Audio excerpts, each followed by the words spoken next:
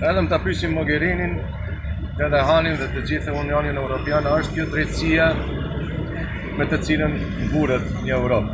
A është kjo drejtësi që duhet të merr nota pozitive nga Komisioni Evropian? Edhe pse ne dim që ajo nuk ishte siç mundohen ta shesin si kristale pastër, edhe pse kishte në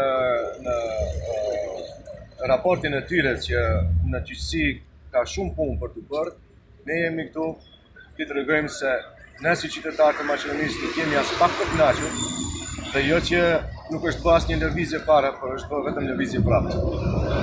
Sa reformën e parë që e bëri kjo qeveri ishte krye prokurori, i cili përsëri vazhdoi të thej ligjin, i cili përsëri vazhdoi me drejtësi selektive.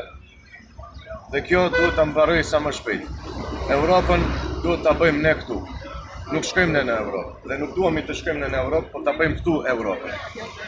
Kështu që këtë duhemi të tregojmë.